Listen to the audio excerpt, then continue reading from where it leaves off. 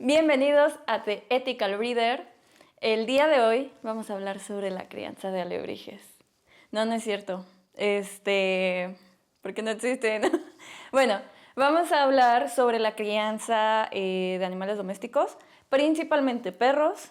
Y bueno, a lo mejor mencionamos algunas otras especies. Mi invitado de hoy es este gatito especial, porque hoy estoy solita. Bueno, ok. Vamos a comenzar con lo controversial. ¿Por qué criar?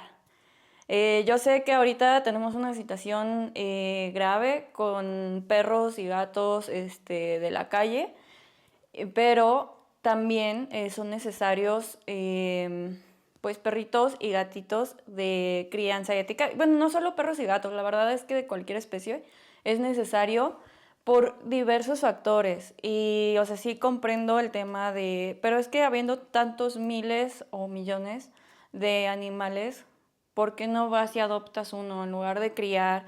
O por qué explotan a las perras, que no sé qué. Que de hecho voy a ahondar en este tema, porque yo sé que es bastante fuerte.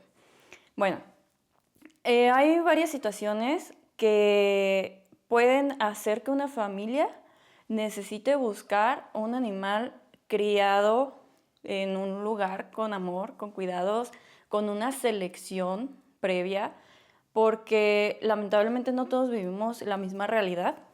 Ese es, pues la verdad es que es un hecho. Y no es tan fácil a veces tener un perrito, un gatito rescatado o adoptado. De hecho, creo que es una de las cosas más difíciles, de las más bonitas, pero es algo complicado. Y también he escuchado mucho que dicen de que no, pero es que al criar o al comprar un perrito, un gatito o algo así, estás cerrándole la puerta a un perro que pudiste haber rescatado, estás negándole la oportunidad, lo estás condenando a la muerte. Y bueno, la verdad es que no es así en mi experiencia, porque yo siempre he sido la de los animales. Desde bien chiquita en mi familia yo siempre he sido la fanática, la obsesionada con los animales. Entonces, pues siempre me pedían ayuda, o sea, mi familia, conocidos, amigos de mi familia, siempre me pedían a mí ayuda a la hora de tener temas con sus mascotas. Entonces, yo lo vi y yo lo viví también porque también llegué a rescatar y adoptar. Y la realidad es que el que compren un perro, un gato, no les va a cerrar las puertas a que adopten. Al contrario, yo vi mucho el tema de que adoptaban un perrito y al poco tiempo terminaban pues dándole una adopción a alguien más porque no podían lidiar con esa situación. ¿Y saben por qué? Porque eran principiantes. Eran primerizos en tener un perro, un gato. No pueden exigirle a alguien que no tiene experiencia previa el poder lidiar con todos los problemas que tiene un perro o un gato rescatado, que no son culpa de ellos. Eso hay que aclararlo, ¿no? Obviamente no tienen la culpa, son animales, ellos no comprenden por qué les está sucediendo y por qué les sucedió lo que les sucedió, y ellos solo reaccionan a todo este tema que vivieron, a estas situaciones que les haya tocado vivir y experimentar. Ellos solo están actuando en base a su instinto y a sus traumas. Entonces, pues es complicado, no es culpa de ellos, pero las personas que recién tienen una mascota por primera vez no lo saben y no van a saber lidiar con eso. Ellos no van a saber la diferencia entre un perro reactivo y un perro agresivo. Es imposible para ellos en ocasiones entender que el perro no los está mordiendo por atacarlos, sino que está jugando, o que el ladrido que está haciendo, o incluso el gruñido, es parte de un repertorio de juego y no tanto de un tema de agresividad. Así como también hay otras cosas, mucha gente que apenas va a tener un animal por primera vez no sabe de la existencia de los etólogos, no sabe de la existencia de veterinarios especialistas en diversas áreas. Entonces, todas estas cosas las aprenden con un perrito o un gatito. La primera experiencia con una mascota debería ser una experiencia positiva, una experiencia que te brinde muchas cosas. Vemos mucha gente abandonando perros y gatos como si fueran objetos, como si fueran peluchitos, como si fuera acá mi invitado especial, pero pues no lo son, o sea, son seres vivos y ellos, muchas personas no lo comprenden hasta que logran tener una conexión con un animal.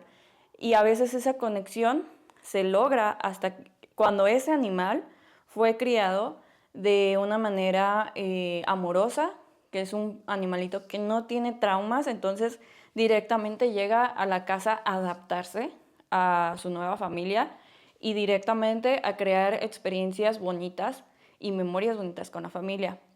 Después de que se generó todo esto y que ya pudieron generar un vínculo, estas familias terminan tan enamoradas de tener animales que muchas veces ellos mismos terminan adoptando ahora sí, o incluso rescatando. Entonces, realmente por ese lado creo que sí es una oportunidad. Y la otra cosa en la que puede aportar la crianza ética es que sí ayuda a prevenir y a reducir el número de animales abandonados, porque los animales abandonados no son culpa de un criador ético, son culpa de los que se llaman puppy millers, vendeperros, fábricas de cachorros. Yo sé que son palabras fuertes y que a algunos no les gustan, pero son los términos que se utilizan. Bueno, todos este tipo de personas que reproducen a sus animales de manera pues sin control, sin filtros, sin nada, que nada más quieren sacar números para poder sacar dinero. Estos son los que realmente a veces aportan a la situación de perros de la calle. Más aparte, la tenencia irresponsable, el dejar salir a tu perrito que estando entero, sin haberse esterilizado o castrado, dejar salir a tu perrito y que ande por ahí dándose la vuelta y consiguiéndose acá sus chicas y todo eso, eso es una forma en la que se aporta para que existan más perros en la calle.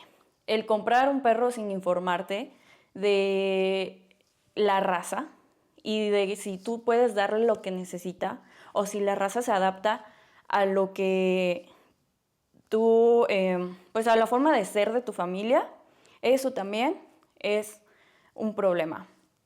Y pues la gente irresponsable que no comprende que son un compromiso y que los abandonan. Esos son el verdadero problema. ¿Cómo es que ayuda la crianza ética a evitar a los animales de la calle? Muy sencillo.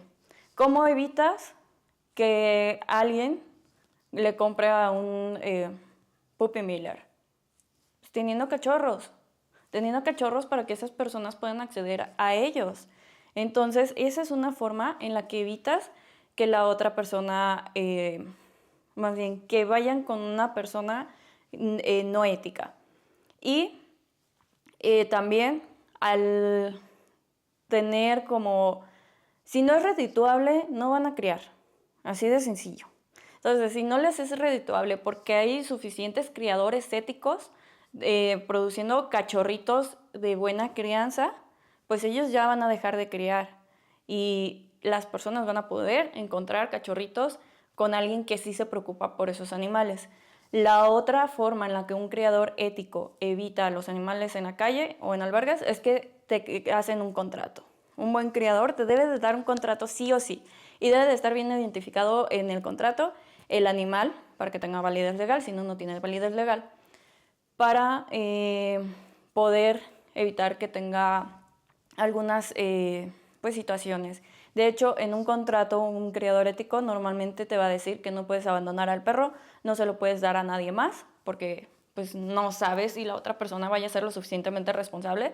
Realmente esa es la única razón por tener esa política. Sí, esa es una de las formas en las que podemos evitar que tengamos más perros en la calle. Y la otra, muy sencilla. La verdad es que la mayoría de los criadores que tienen esta percepción de hacer las cosas con amor, con cariño, con ética, con responsabilidad, son personas que claramente vemos el problema, claramente sabemos que está ahí y normalmente hacemos lo posible por ayudar. A veces es rescatando, a veces es donando, a veces es apoyando a pues personas que sabemos que son buenos rescatistas, porque esa es otra, ¿eh? También no todos los rescatistas son buenos, así como en el ámbito de la crianza, no todos los criadores son malos, no todos los rescatistas son buenos. Hay algunos que sí se aprovechan de pues la empatía de la gente para conseguir dinero y no se preocupan en lo absoluto por los animales. Claramente que hay muchas personas que sí son buenísimas, que espero en algún momento tenerlos como invitados porque también me gustaría pues saber como su opinión en todo este panorama.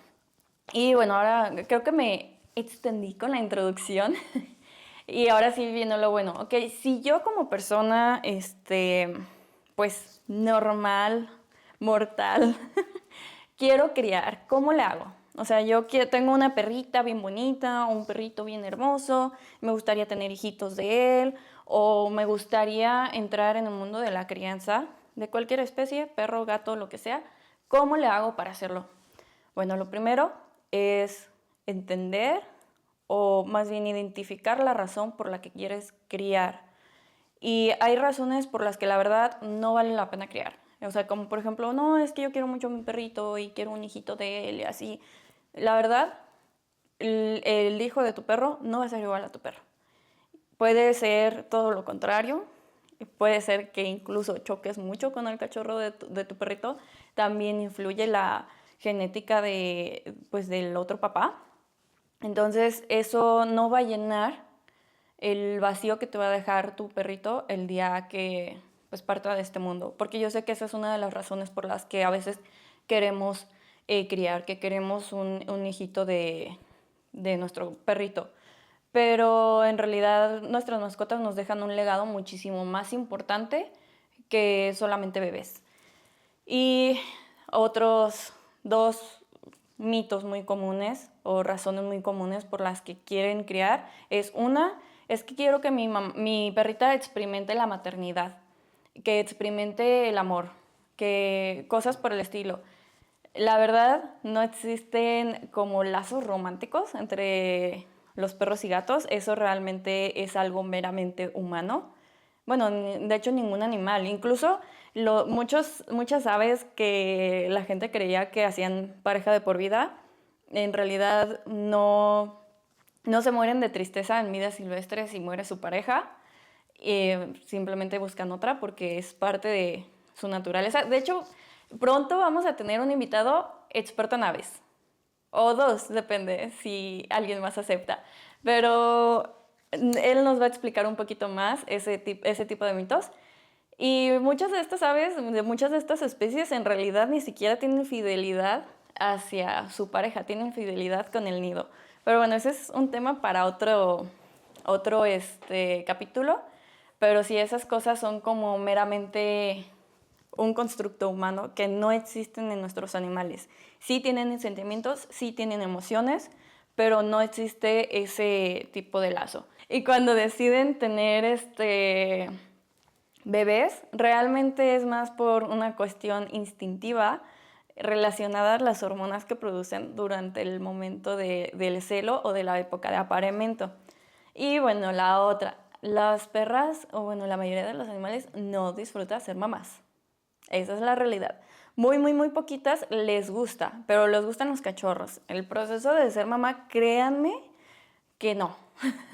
Es un proceso muy difícil, muy complicado, que de hecho tenemos que tener en cuenta a la hora de que queramos pues reproducir a nuestras mascotas. Y la otra, quiero que mis hijos experimenten el milagro de la vida. Bueno, aquí les voy a decir algo muy importante que yo he visto con la crianza. La crianza, el nacimiento es una danza entre la vida y la muerte, todo el tiempo. O sea, desde el momento en el que embarazas a tu perrita, hasta el momento del parto, hasta los primeros 3 semanas del cachorro, y también en gatos, también aplican gatos. Es una danza entre la vida y la muerte. Entonces, si estás dispuesto a enseñarle a tu hijo también el proceso de la muerte en ese momento, entonces va. aviéntate y haz tu proyecto. Pero si nada más quieres, porque quiero que experimenten el milagro de la vida, yo te diría que definitivamente no lo hagas. No lo hagas porque de verdad están las dos cosas juntas todo el tiempo. Porque la gestación es un proceso que pone en riesgo a la mamá, sobre todo si todavía no tienen ciertos conocimientos para vitaminarla y para nutrirla de manera adecuada. Puede haber problemas con la mamá. También si la perrita o gatita en cuestión no tiene las características para ser mamá, como por ejemplo se da mucho con los Pomerania, con los Yorkshire, con los chihuahueños, que quieren cruzar perritas súper chiquitas porque les encantan los perritos súper chiquitos, súper bien minis, que quieren cargar a todos lados en la bolsita, que pesan 1 kilo y medio. Esas perritas no son aptas para ser mamás. Son muy bonitas, sí. Da ternura, sí. Dan ganas de tener un perrito chiquito que puedas cargar a todos lados, claro que sí. Pero es muy difícil para ellas ser mamás. En primera, corren muchos riesgos. Necesitan una cesárea sí o sí la mayoría del tiempo. Diría que el 98%, entre el 98 y 99% del tiempo. Y son muy susceptibles a tener hipoglucemias. Entonces es muy común que fallezcan durante el parto o después del parto porque tuvieron una baja de glucosa. Entonces tienes que estar ahí todo el tiempo cuidándolos, y también con los cachorritos tienes que estar 24/7 pegada a esos cachorros. Y bueno, durante el nacimiento lo normal es que tengamos una mortalidad del 30%. Si hacemos las cosas bien, afortunadamente, esa mortalidad se disminuye. Pero de manera natural, el ciclo natural de las cosas es que el 30% de las crías de cualquier especie fallezcan. Bueno, en algunas especies es muchísimo mayor el porcentaje, pero es que es parte del ciclo de la vida. Es parte de, en vida silvestre, esos cachorritos que fallecen son los que le dan a veces la proteína a la mamá para continuar con la crianza de los otros cachorros, y también para evitar depredadores, porque a veces esos cachorritos son abandonados y pues un depredador agarra a esos cachorros y deja a las crías vivas. Entonces sí es parte de, gracias a la tecnología, a los avances médicos que tenemos, podemos lograr se me olvidó el término contrario a mortalidad, pero podemos lograr que toda la camada viva. Pero sí es algo importante, muy, muy, muy importante, que deben de tener en cuenta antes de tomar esta decisión. Aparte de eso, es muy importante que estudien. No importa si no son veterinarios, no importa si no se dedican o no se piensan dedicar y si nada más piensan tener una sola camada. Es muy importante que se informen, que estudien. Tienen que aprender un poquito de todo. Tienen que aprender de educación.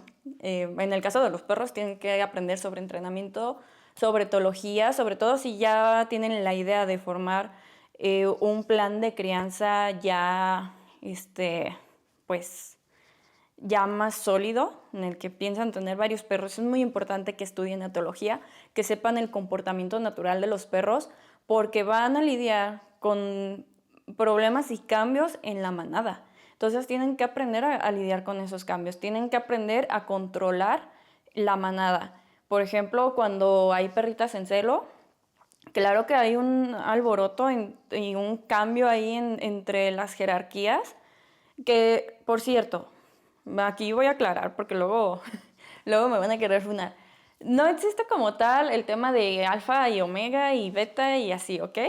O sea, la jerarquía de los perros es como un poquito más compleja, es más parecida a las familias humanas.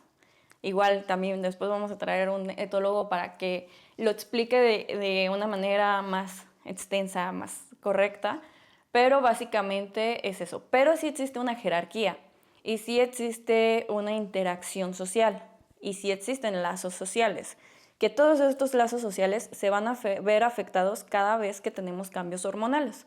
Entonces, podemos tener dos perros machos que se llevan fenomenal, pero en el momento que entra una de nuestras perritas en celo, puede que vaya a haber conflictos y que se vayan a estar peleando.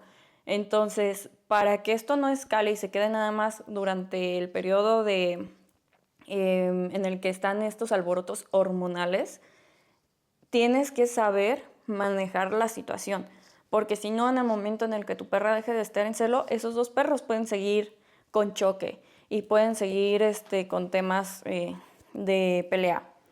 Pero también es muy importante que conozcas a tu raza, porque hay razas en las que en realidad esta agresión hacia ejemplares del mismo sexo es normal. Por ejemplo, en los Akitas es normal que exista cierta rivalidad entre ejemplares del mismo género. Tenemos este tema con algunas razas que es normal porque se seleccionaron de cierta manera para ser así. O sea, por ejemplo, los perros que se seleccionaron para cuidar ganado y para evitar que el ganado fuera atacado por lobos, por coyotes. Recuerden que los lobos y los coyotes también son canidos. Entonces, claramente, otro perro va a ser, pues, un rival para ellos. Entonces, sí es muy importante que aprendan de su raza. Tienen que aprenderse casi de memoria. Les digo, aunque tengan una sola camada, tienen que aprender casi de memoria porque van a lidiar con algunos temas, algunos problemas que tienen que conocer. Y la otra y la más importante, la salud. El tema de la salud es muy, muy, muy, muy, muy importante. Creo que todos sabemos la epidemia que tenemos ahorita con nuestros perros de que se están muriendo a edades muy jóvenes, muy cortas, que nuestros perros están sufriendo de cáncer. Y algunas cosas sí son ambientales, pero hay muchas cosas que son genéticas. Entonces es muy importante que lo tomemos en cuenta, que identifiquemos cuáles son los problemas principales en nuestra raza y que hagamos los estudios que necesitemos para reducir las probabilidades. Realmente no vamos a reducir, no vamos a quitar por completo el hecho de que existan estas enfermedades, pero sí las vamos a reducir y sí las podemos reducir. De hecho, hay planes de cruces en los que puedes conseguir disminuir la prevalencia de ciertas enfermedades. Eso es muy importante que lo investigues. La raza a la que te dediques, que lo investigues. Por ejemplo, en el Cavalier, por ejemplo, todos saben que tienen temas con el corazón. Hay resultados que en cualquier otra raza ya es un resultado que los elimina por completo de la crianza. Pero en el Cavalier puede ser que ese resultado sí sea apto para crianza, pero bajo ciertas condiciones. Entonces tienes que comprender esas condiciones para que puedas encontrar a la pareja ideal para tu perrito. Y ahí viene otro tema, otro debate. El buscarle pareja a nuestra mascota por grupos de Facebook o redes sociales. Híjole, eso es de las cosas que menos recomiendo hacer. Que yo sé que es la forma más fácil, más factible de conseguir encontrar otro perrito o perrita de la misma raza, pero no, de verdad que es una de las formas en las que uno termina cayendo en una reproducción mala, en una crianza mal empleada. ¿Por qué? Porque muchas veces los que están buscando pareja para sus perros en grupos, muchas veces no tienen perritos que no son aptos para crianza, no, obviamente no conocen el tema de la salud de los perros y pues sí puede ser perjudicial a largo plazo. A algunas personas no les interesa ni siquiera qué pase con los cachorros. Hay personas que simplemente pues quieren dejar que su perro o perra sea mamá y que se desahogue. Entonces, sí, mejor tengan cuidado, primero evalúen si su perrito o perrita es apto para criar y en dado caso de que no, pues ni modo, o sea, es parte de la vida, no todos son aptos para ser papás y eso está bien. Yo sé que es un tema difícil como lo comentaba al principio, pero pues hay que tener cuidado con los cachorros que traemos a este mundo, porque esta es otra cosa muy importante. Tú como criador, así tengas una sola camada, tú como criador eres responsable de cada cachorro que traes a este mundo, de cada vida, hasta el momento de su muerte. No hasta el momento en que lo entregas, hasta el momento de su muerte. Y bueno, eso es algo que a veces es difícil de comprender. Pero, pues sí, es que ellos no han decidido tener cachorros o nacer. Tú eres quien lo decidió, tú como humano fuiste quien decidió hacer esas cosas y quien decidió cómo hacer esa selección. También es muy importante que te informes de la genética. O sea, la genética es muy importante en el tema de crianza para evitar muchas cosas, para evitar disgustos, para evitar frustraciones también, porque he visto muchos casos en los que se traen un perro de tal color y así, que no sé qué, y están muy emocionados porque porque creen que van a tener muchos perritos de ese color y así. A la hora de que lo reproducen, pues todos los perritos salen de un color que no querían. Por ejemplo, los azules se traen azul y todos les salen negritos. Pero y se frustran y es como que ya tiran todo el proyecto y ya se desesperan y ya no quieren saber nada. Pero la realidad es que así es la selección, así es la selección genética. No vas a obtener todo en el primer cruce, sobre todo cuando estamos tratando con genes recesivos, como es el caso del color azul, que es un gen de dilución que es recesivo y necesitas 2 copias. Y los perros azules, su base es el negro. Entonces, en realidad sí te salió en lo que estabas trabajando, solamente que no como querías todavía. Esos cachorros van a ser portadores nada más del gen que quieres, pero todavía no lo tienen en doble copia, por eso no lo expresan. Entonces es muy importante que también aprendas un poco de genética para saber qué esperar y si quieres obtener algo muy en específico, sepas qué ejemplares buscar para eso. También es súper, súper, súper importante los sistemas de cría. ¿Qué sistema de cría vas a emplear y por qué razón? Todos tienen sus pros y sus contras. Está, por ejemplo, lo que son los cruces abiertos, los cruces cerrados o inbreeding. Está line breeding, que es una forma de inbreeding, pero más diluido, por decirlo de alguna manera, que son inbreeding y line breeding, son cruzas entre familiares. Hay razas en las que no vas a poder evitar hacer cruzas entre animales emparentados, entonces terminaría siendo un line breeding, pero tienes que saber identificar el grado de inbreeding, de endogamia. Tienes que saber cuáles son los beneficios y los contras de hacer este tipo de cruzas. Y también para que sepas a qué te puedes enfrentar. Por ejemplo, si el perro que vas a repetir en tu pedigrí es un perro que, no sé, murió de un tipo de cáncer súper rarísimo, tienes que saber que tienes las probabilidades de que la descendencia de tu línea vaya a tener ese tipo de cáncer súper rarísimo. O sea, si fue totalmente ambiental, pues no pasa nada, pero si es algo vinculado a la genética, a algo hereditario, sí puede ser que tengas el problema. También es muy importante que aprendan a identificar las diferencias entre un problema hereditario y un problema congénito, porque no son lo mismo. Un problema congénito no se va a heredar y que te salga un cachorro o cachorra con ese problema no necesariamente es el fin de tu línea.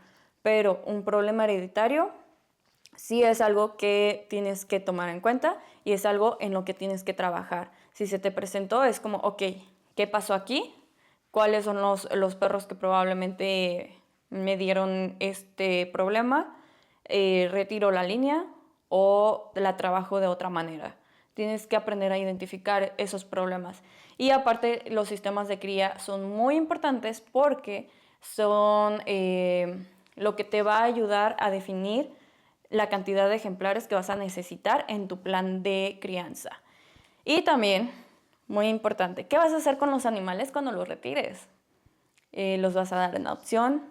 ¿Te los vas a quedar todos? ¿Tienes el espacio para quedártelo todos? ¿O tienes planes de ampliar? Por ejemplo, no es lo mismo y no es el mismo sistema de cría que vas a ampliar si vives en un departamento donde no puedes tener obviamente más de 5 perros, que el sistema de cría que emplearías si tienes una casa grande o si tienes plan de cambiarte a una granja, un rancho o algo grande. No es lo mismo y no es el mismo tipo de sistema que vas a utilizar.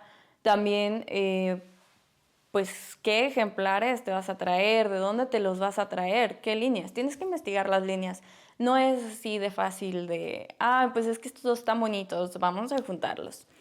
Y otra cosa muy importante, sobre todo los que tienen mascotas, que quieren cruzar a sus mascotas, es el pedigrí. Tienen que revisar muy bien el pedigrí porque hay razas en las que hay muchos parientes aquí y realmente no van a poder, o sea, si quieren reproducir a sus cachorritos, ya que sean adultos, obviamente, no van a poder hacerlo aquí. Van a tener o que importar otro ejemplar del extranjero, o van a tener que ir a otro país como Estados Unidos, o van a tener que ir a Sudamérica, cosas por el estilo. No es así como de que, pues ya me encontré este vecinito y a lo mejor el vecino es medio hermano de tu perrita. Entonces, sí, son cosas muy importantes que deberían de tomar en cuenta.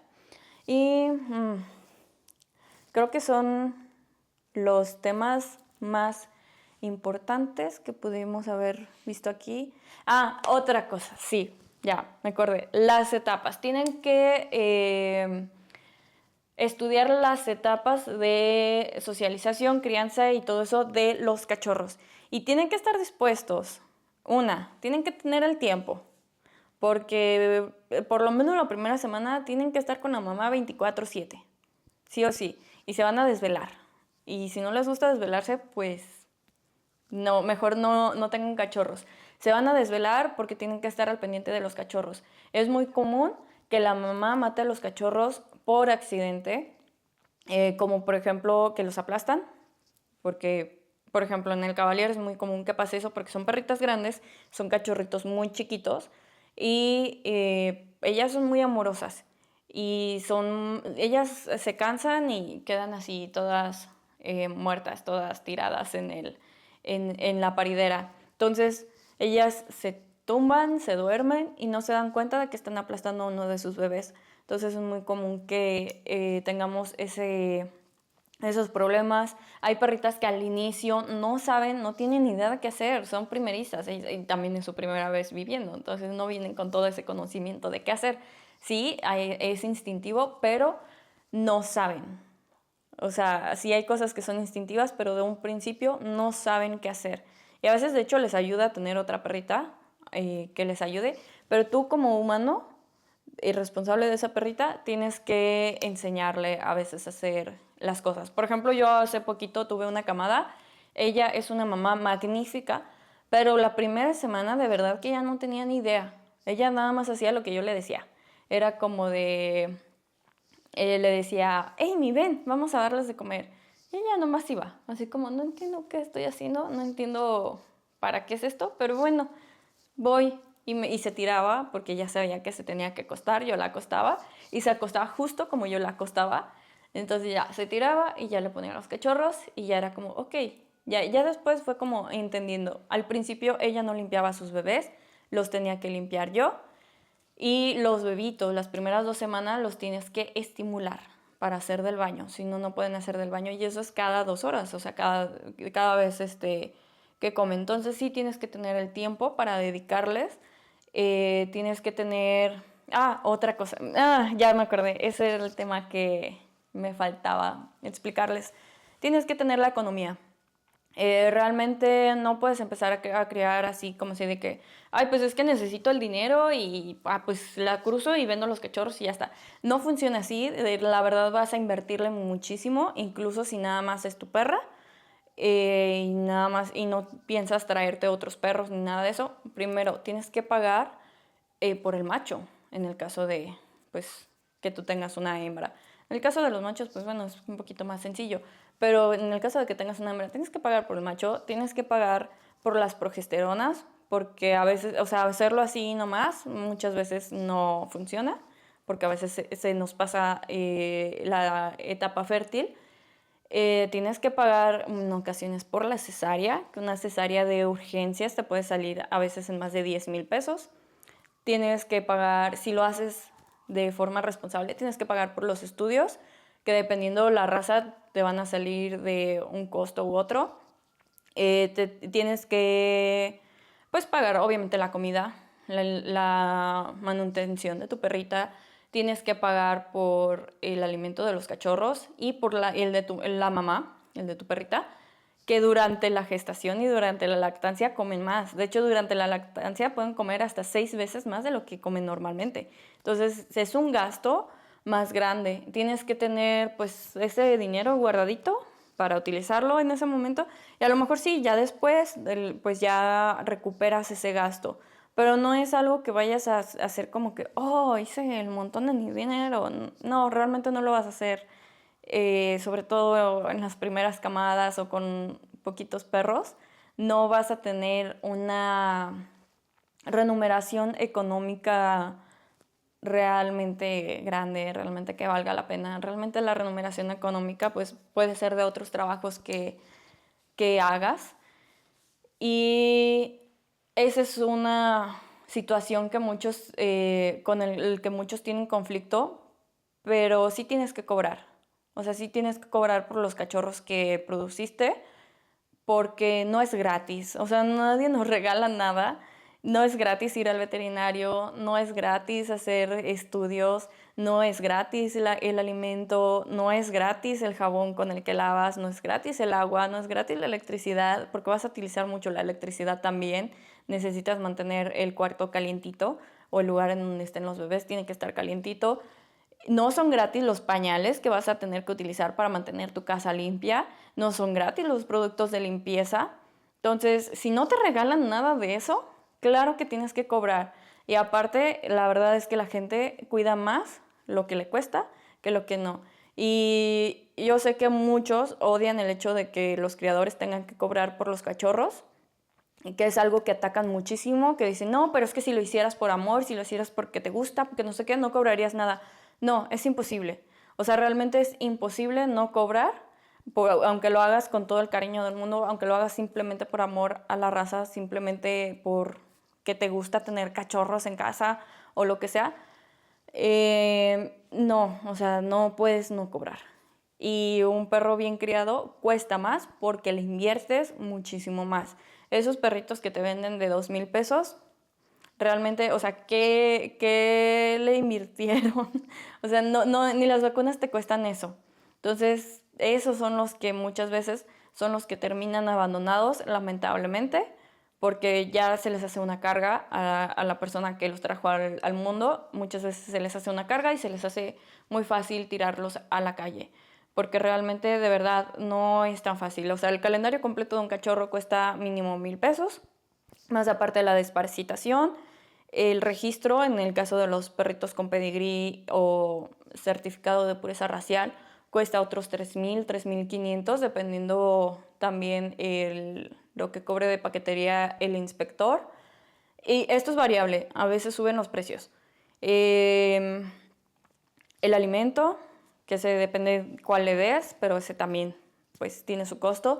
Los pañales, yo creo que yo sí me ando gastando por camada unos 3, 4 paquetes de pañales, nada más en los cachorros y nada más en la etapa en la que utilizan pañales. Y se me hacen pocos, ¿no? Yo creo que utilizo más. Entonces son todos esos temas que tienen que tomar en cuenta, pero sí cobren. Sí, si tienen cachorritos, sí cobren. Yo siempre les voy a aconsejar eso y cobren lo que consideren justo, lo mínimo que hayan gastado y algo cercano a lo que les haya costado su perrito. A lo mejor no pueden ser en el mismo costo porque pues no son criadores establecidos ni nada de eso. Tienen que considerarlo dentro de sus gastos, de su... se me olvidó la palabra, pero...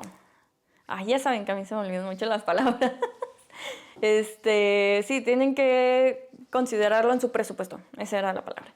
Tienen que considerarlo mucho en su presupuesto y no regalar. No regalar, y ese es uno de los primeros filtros para saber que alguien realmente está interesado en darle una buena vida a su perrito. Y hagan contratos.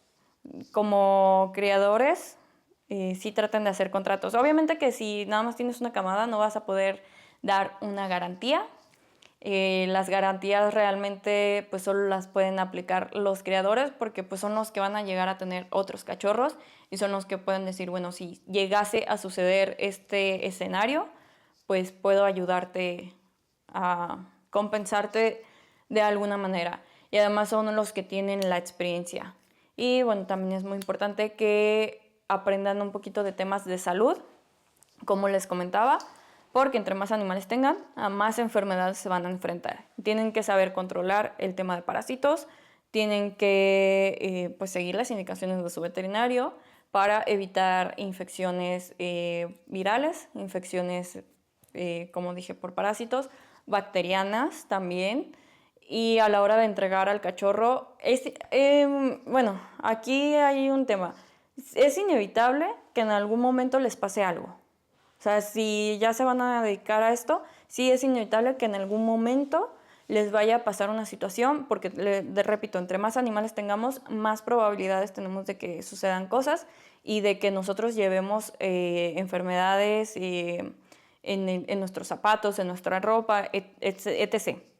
Entonces sí hay probabilidades de que nos llegue a pasar alguna vez, pero ahí es donde entra la importancia de tener este conocimiento, de investigar, porque tienes que saber lidiar con esa situación, tienes que saber tomar decisiones y también orientar a los propietarios en caso de que se suceda alguna de estas situaciones. Tú tienes que saber, por ejemplo, bueno, si salió de contigo, qué tipo de garantías puedes hacer, qué tipo de soluciones puedes darle a la persona. Y en caso de que no haya salido contigo, pues tienes que saber identificar también. Por eso es importante que investigues todo esto. Tienes que saber identificar cuando sí pudo haber sido tu culpa y cuando es algo que ya no tuvo nada que ver contigo. Entonces, pues sí, esos creo que son los temas más importantes a considerar en caso de que quieran criar, ya sea una vez o varias veces. Muy importante que tomen en cuenta todo eso.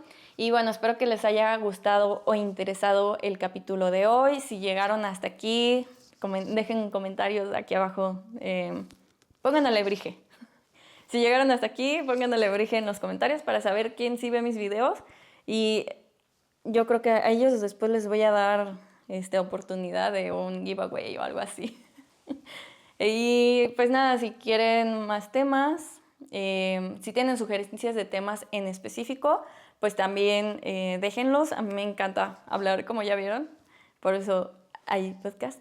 Y también si tienen invitados que les gustaría escuchar aquí, tenemos unos invitados muy interesantes y que las cosas se acomodaron de una manera muy curiosa, que ya espero pronto llegue ese capítulo porque está muy padre todo. Entonces, sí, se vienen capítulos muy interesantes, pero si tienen a alguien en especial que digan, esta persona sabe muchísimo de estos animales, de este tema, de esta especie, y me encantaría escucharlo hablar, pues déjenlo en los comentarios y lo hacemos posible. Bye.